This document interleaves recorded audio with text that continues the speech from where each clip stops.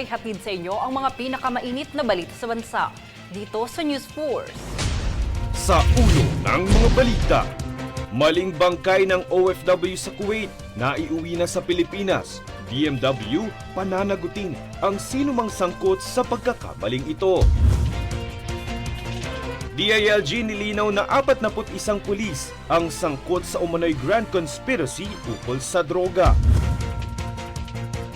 Senator Hontiveros inalmahan ang mga maling impormasyon ukol sa adolescent pregnancy bill. Kongreso sinimulan na ang investigasyon laban sa smuggling at pagtaas ng presyo ng mga pangunahing bilihin. 800 million pesos na gross sale target na abot ng MMFF 2024 Golden Edition. Ceasefire sa Gaza pinagkasunduan matapos ang 15 buwang kaguluhan. Patas at pantay na balita, komprehensibong ulat para sa pulso ng masa. Ito ang News Force.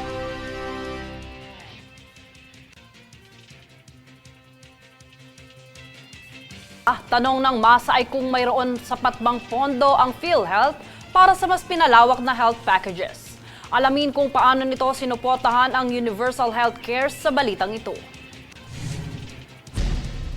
Kamakailang tiniyak ng PhilHealth na may sapat itong pondo para sa mga bagong benepisyo at pinalawak na health packages ng mga miyembro. Ayon kay PhilHealth President Emmanuel Ledesma Jr., inaprubahan ng kanilang board ang 271 billion peso fund para sa benefit packages ngayong 2025. Pagpapahayag pa ng kanilang finance officer na si Renato Limsiaco Jr., mayroon silang 492 billion peso cash on hand noong ika-31 ng Desyembre nakaraang taon. Dagdag pa rito, tinatayang 203 billion peso ang makokolekta mula sa direct contribution sa 2025. Ayon naman kay Marikina Representative Stella Kimbo, ang 284 billion peso corporate budget ng PhilHealth sa 2025 ay sapat para pondohan ang mga benepisyo. Ayon sa nasabing pagdinig, binubuo ng budget ang 271 billion peso para sa benepisyo, 12.5 billion peso para sa administrative expenses at 200 million peso naman para sa operating expenses. Tiniyak rin ni Quezon City Representative Maria Victoria Copilar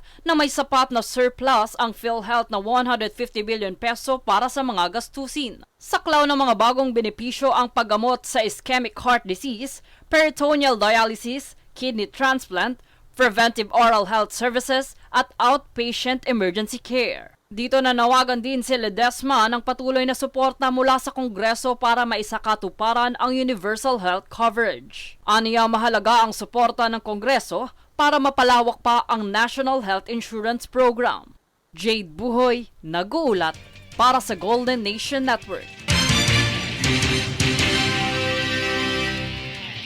Nasayang ang halos 6 na milyong na unang naimprentang balota ng Commissions on Election o COMELEC kasunod ng inilabas na temporary restraining order ng Korte Suprema laban sa ahensya kamakailan. Ito ay dahil sa mga desisyon ng COMELEC na idiskwalipika ang 5 kandidato para tumakbo sa halalan. Sa basurahan ang diretsyo ng mga balotang ito na aabot sa halagang 150 bilyong piso. Ayon kay COMELEC Chairperson George Garcia, hindi na ito magagamit dahil kapag ipinasok ito sa mga makina, mabibilang nito ang boto mula sa balota, kung saan hindi napabilang ang 5 kandidato.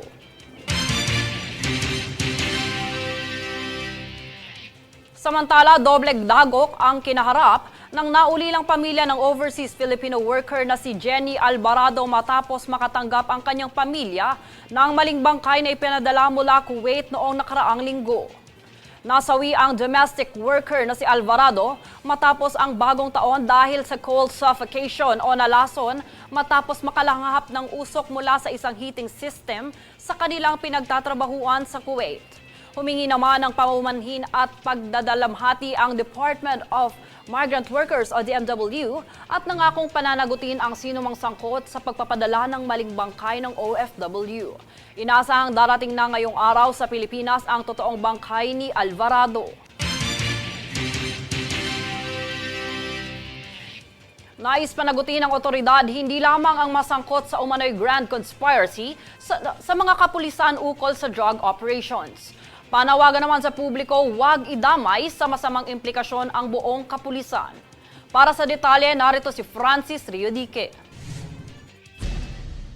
Nilinaw ng Department of the Interior and Local Government o DILG na 41 mga pulis ang sangkot sa umano'y grand conspiracy ukol sa droga. Ito ang pahayag ni DILG Secretary John Vic Remulla matapos na sampahan ng kasong kriminal ng Justice Department ang 30 mga pulis na sangkot sa nasabat na 6.7 billion pesos na halaga ng shabu noong 2022.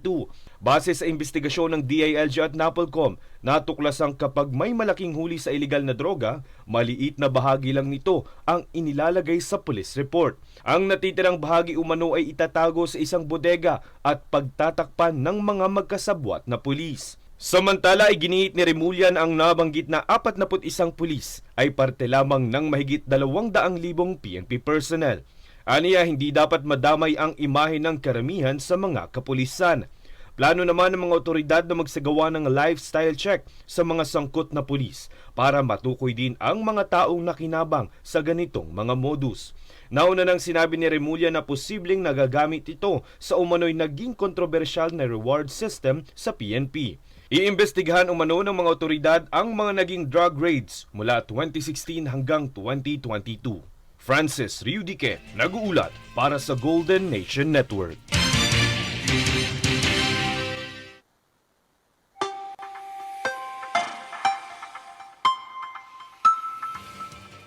Sa ating ulat panahon, mas marami pang lugar ang makakaranas ng sama ng panahon sa ating bansa. Una na rito ang shear line na nagpapaulan sa Bicol Region, Cagayan, Isabela, Quirino, Aurora, Quezon, Oriental, Mindoro, Marinduque at Romblon. Easterlies naman ang nagpapatuloy sa Eastern Visayas, Caraga, Davao Region, Sulu, Tawi-Tawi at natitirang bahagi ng bansa. Habang amihan naman ang bahagyang nagpapaulan sa Cordillera Administrative Region at natitirang bahagi ng Cagayan Valley, Metro Manila, Ilocos Region at natitirang bahagi ng Central Luzon. Susunod sa News Force. PBBM nais ibalik ang 400 million peso ng DOT para sa pondo sa branding ng Pilipinas. BOC layong palawigin ang industriya ng langis at istruktura sa bansa. Senadora Risa Ontiveros inalmahan ang mga maling impormasyon ukol sa adolescent pregnancy bill. Manatiling nakatutok para sa higit pang mga balita sa pagbabalik ng News Force.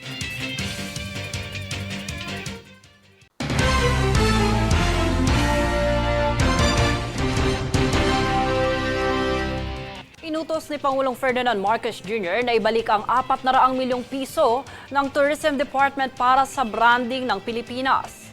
Para sa detalye, narito si Francis Riodique.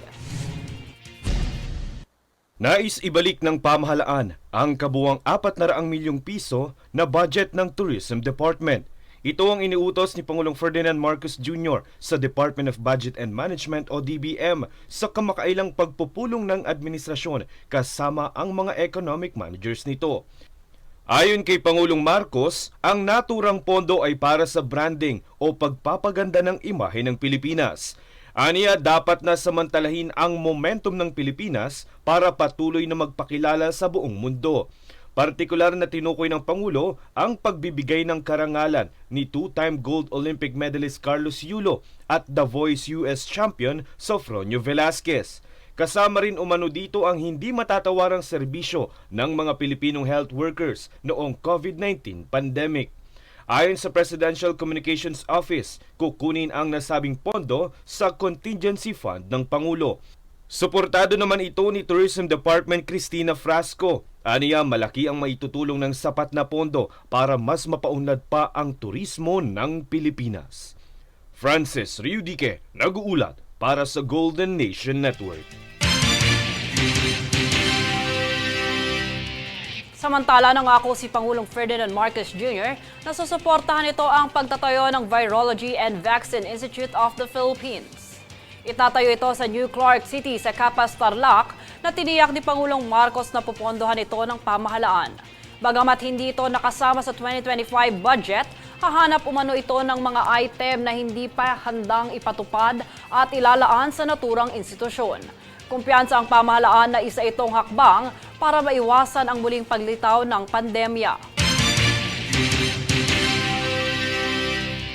Samantala, inalmahan ni Senate Deputy Minority Leader Risa Ontiveros ang kumakalat na maling impormasyon ukol sa Prevention of Adolescent Pregnancy Bill. Pinabulaanan ni Senator Ontiveros ang mga paratang sa isinusulong na panukalang batas na umano'y hindi naangkop na sexual education para sa mga bata. Nilinaw ng senador na wala itong probisyon na nagtuturo ng bodily pleasure at sexual rights sa mga bata at hindi ito nakabase sa pamantayan ng Europa, bagkus mahigpit na sumusunod sa batas ng Pilipinas. Dagdag ni Ontiveros, ang pagkalat ng maling impormasyon ng mga kritiko ay isang panlilito sa pagtuon ng krisis ng teenage pregnancy. Samantala, inimbestigahan na sa Kongreso kung paano pinoprotektahan ng gobyerno ang lokal na industriya laban sa smuggling at sakit tulad ng ASF. Dito inilahad ang mga hakbang ng Super Committee sa nasabing investigasyon. Ang detalye tunghayan mula rito. Pinangunahan ng Murang Pagkain Super Committee ang investigasyon sa mga isyu ng smuggling at price manipulation ng mga pangunahing bilihin. Nagpayag rito si AGA Party List Representative Nicanor Briones ng pag-aalala ukol sa maling deklarasyon ng imported na pork cuts upang iwasan ang mas mataas na taripa. Base rito, ang pork cuts ay may 25% taripa, samantala ang taba, balat at lamang loob ay 5% taripa lamang. Dito nangako ang Department of Agriculture o DA na iimbestigahan ang maling deklarasyon ng mga importers. Ayon naman kay DA Assistant Secretary Constante Palabrica, malaking hamon pa rin ang African Swine Fever o ASF na nagbabawas ng pig production sa bansa ng higit 50%. Ipinapatupad ng DA ang mga hakbang tulad ng repopulation ng mga baboy at ASF vaccination program para tugunan ang problema. Inihayag naman ni Palabrica na nasigurado na ng DA ang 500,000 doses ng ASF vaccines na kasalukuyang sumasailalim sa clinical trials. Bukod pa rito, nagsasagawa rin ang DA ng mga checkpoints sa Metro Manila upang mapigilan ang pagkalat ng ASF mula sa iba't ibang rehiyon. Bunsod nito, ipinaliwanag naman ni Bureau of Customs Assistant Commissioner Vincent Philip Maronilla ang proseso ng inspeksyon ng mga frozen goods gamit ang selectivity system. Kabilang dito ay binahagi rin ni Iloilo Representative Perhenel Beron ang pagmumungkahi ng pagbabalik ng pre-shipment inspection upang masigurado ang biosecurity at maiwasan ng revenue loss. Jade Buhoy, nag-uulat para sa Golden Nation Network. Dahil nalalapit na rin ang campaign period, ay pinalalahanan ang mga pulis na sundin ang protocol sa mga itinaguyod na checkpoint. Yan ang balitang hatid ni Daniza Lopez. Nagbigay paalala ang Philippine National Police o PNP Internal Affairs Service sa kapulisan na mahigpit na sundin ang protocol sa mga itinaguyod na checkpoint. Ang protocol ay itinakda ng Commission on Elections o COMELEC kung saan pagbabahagi ni Inspector General Attorney Brigido Dulay, isa lamang dito ang pagsusuot ng body-worn camera at paggamit ng ilang recording device. Kasunod dito ay ang pagpapanatili na nasa maliwanag na lugar ang mga checkpoint at mahigpit na binabantayan ng mga tauhan na nakauniforme upang makilala ng publiko na isa itong otoridad. Bukod pa rito ay ipinaalala rin sa mga pulis na wala itong pahintulot buksan ang mga trunk o compartment ng sasakyan dahil tanging visual search lamang ang maaari. Mangyaring haharap naman sa sanctions ang sinumang pulis na mapatunayang lumabag sa nasabing protocol. Daniza Lopez, nag-uulat para sa Golden Nation Network.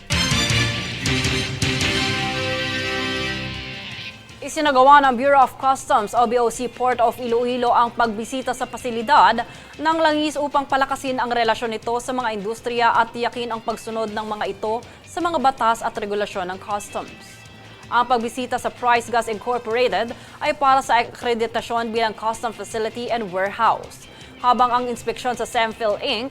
ay nauugnay sa bagong cement grinding plant na makakatulong sa pagtaas ng kita ng Port of Iloilo. Layunin nitong mapabuti ang kalakalan, kita at seguridad ng bansa. Patuloy na nakikipagtulungan ang ahensya sa mga industriya upang mapanatili ang maayos na kalakalan at protektahan ang hangganan ng bansa. 14 na vape brands ang naisyuhan ng Preliminary Order o Preventive Measure Order dahil sa paglabag sa packaging at health warning requirements ng RA 1900 o Vaporized Nicotine and Non-Nicotine Product Regulation Act. Tungayan ang ulat ni Princess Castro. Suspendido ang 14 na manufacturer at importer ng vaporized nicotine at non-nicotine products matapos isyuhan ng Department of Trade and Industry o DTI ng Preliminary Order o PO o Preventive Measure Order o PMO. Ito ay dahil sa paglabag sa packaging at health warning requirements ng Republic Act 11900 o ang Vaporized Nicotine and Non-Nicotine Products Regulation Act.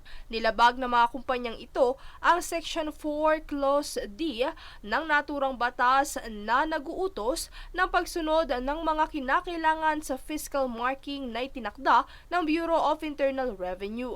Dahil dito, suspendido ang mga ito sa pagmamanupaktura, pag-import, pamamahagi, pagbebenta at pag-promote ng lahat ng kanilang vape products. At sa ilalim ng Section 23 ng Vape Regulation Act, narito ang mga sumusunod na parusang kanilang kahaharapin. Para sa unang opensa, 2 milyong pisong multa na may kasamang 2 taong pagkakakulong. Doble nito ang ikalawang opensa na may 4 na milyong pisong multa at 4 na taong pagkakakulong. At ang ikatlong opensa naman ay may 5 milyong pisong multa at 6 na taong pagkakakulong, gayon din ang rebukasyon ng business permit at lisensya. Ang PO o PMO ay may bisa at epektibo hanggang sa makapag-comply ang mga ito. Princess Castro nag-uulat para sa Golden Nation Network. Nakarating na sa Central Visayas Field Office ng Department of Social Welfare and Development o DSWD ang mahigit 16 na kahon ng Family Food Packs o FFPs.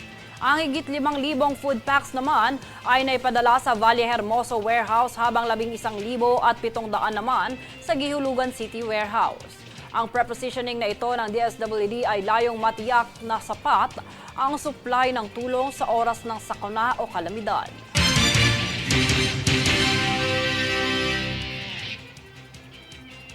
Susunod sa News Force. PSC at PRA tinalakay ang mga inisyatibo hinggil sa pagpapabuti ng kasanayan ng mga rower. 800 million peso gross sale target naabot ng MMFF 2024 Golden Edition. Bagong titulo sa Guinness World Record nakuha ni Rosé kasunod ng kanyang viral na kantang Apatse. Manatiling nakatutok para sa higit pang mga balita sa pagbabalik ng News 4.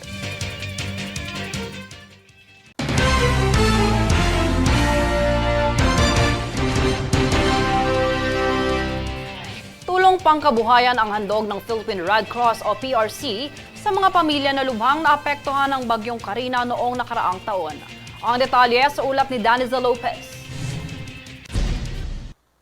Personal na iniabot ni Philippine Red Cross o PRC Chairman at CEO Richard Dick Gordon at Secretary General Dr. Gwen Pang ang tulong pinansyal na pangkabuhayan sa mga pamilya na apektado ng bagyong Karina sa Moncada, Tarlac at Hagonoy, Bulacan.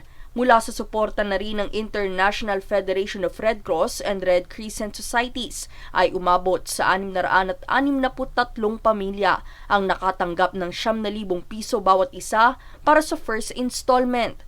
Pahayag ni Gordon, ang tulong pinansyal ay magsisilbing oportunidad sa mga pamilya na makabangon ulit at mag-umpisa ng pangkabuhayan. Anya hangad ng organisasyon na maiabot ang tulong sa lahat ng mamamayan na dumadaan sa matinding krisis o sakuna. Nasa 38.4 million pesos naman ang halaga ng relief at recovery assistance na naibahagi na ng PRC sa kabuuan. Daniza Lopez nag-uulat para sa Golden Nation Network. Naabot ng MMFF 2024 50th edition ang gross sale nitong 800 million pesos. Narito ang ulat ni Princess Castro.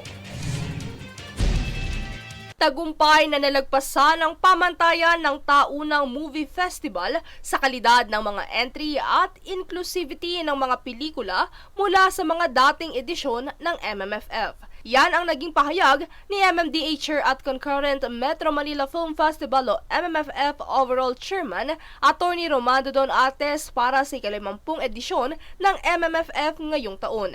Ito ay matapos maabot ng festival ang 800 million pesos target gross sales para sa Golden Edition nito. Batay sa kabuuang resibo, ang nangungunang tatlong entry sa takilya ay ang Green Bones ni na MMFF Best Actor Dennis Trillo at MMFF Best Supporting Actor Ruru Madrid. And the breadwinner is ni na MMFF Special Jury Citation Awardee na si Vice Ganda at The Kingdom ni na Bossing Vic Soto at 2024 MIFF Best Actor Piolo Pascual. Dahil dito, lubos na pasasalamat ang ipinabatid ng MMFF sa lahat ng stakeholders at moviegoers sa tagumpay na ito ngayong taon. Samantala, tiniyak naman ng film festival na ipagpapatuloy nito ang pagsisikap na hikayatin ang mga stakeholder at local entertainment industry na lumikha pa ng mga dekalidad na pelikula. Princess Castro nag-uulat para sa Golden Nation Network. Nagkaroon ng pulong sa pagitan ng Philippine Rowing Association o PRA at Philippine Sports Commission o PSC para sa mga plano at programa ng PRA alinsunod sa pagpapabuti ng pagganap ng mga atleta ngayong 2025. Kaugnay nito, napag-usapan din ang ilang mga proseso at tagumpay ng asosyasyon, maging ang kwalifikasyon ng Filipino rower na si Giovanni Dalgaco sa 2024 Paris Olympics. Ang pulong na ito ay sinagawa kasabay ng courtesy visit ng PRA sa PSC sa Rizal Memorial Sports Complex sa Pasig nitong Miyerkules.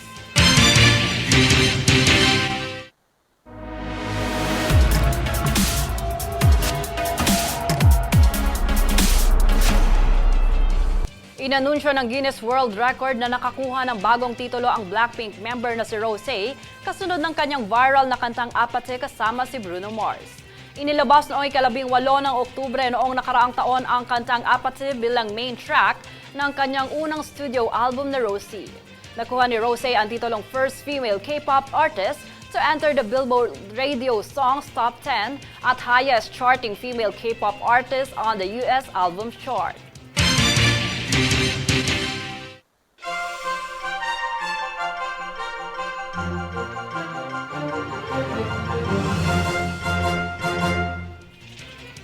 Matapos ang 15 buwang digmaang naganap sa Gaza, kinumpirma ng mga opisyal ng Qatar at Estados Unidos na nagkaroon ng kasunduang pansamantalang ceasefire ang Israel at Hamas na epektibo ngayong darating na linggo ika-19 ng Enero. Maliban sa ceasefire, kabilang din sa kasunduan na palayain ang mga bihag ng Hamas kasabay ang mga bilanggong Palestinians na nasa kulungan ng Israel. Matapos ang kasunduan ito, magkakaroon ng negosasyon at pag-uusap tungkol sa permanente at tuluyang pagtatapos ng digmaan. At narito ang recap ng mga nagbabagang balita ngayon. Sa ulo ng mga balita, maling bangkay ng OFW sa Kuwait na iuwi na sa Pilipinas. DMW pananagutin ang sinumang sangkot sa pagkakamaling ito. DILG nilinaw na 41 pulis ang sangkot sa umano'y grand conspiracy ukol sa droga. Senator Hontiveros inalmahan ang mga maling impormasyon ukol sa adolescent pregnancy bill. Kongreso sinimulan na ang investigasyon laban sa smuggling at pagtaas ng presyo ng mga pangunahing bilihin. 800 million pesos na gross sale target na abot ng MMFF 2024 Golden Edition. Ceasefire sa Gaza pinagkasunduan matapos ang 15 buwang kaguluhan. Patas at pantay na balita, komprehensibong ulat para sa pulso ng masa. Ito ang News Force. At yan ang pinakamainit na mga balita ngayong araw. Manatiling nakatutok sa aming mga ulat at update sa aming Facebook page, facebook.com/Golden Nation Network. Ako si Jade Buhoy at ito ang News Force.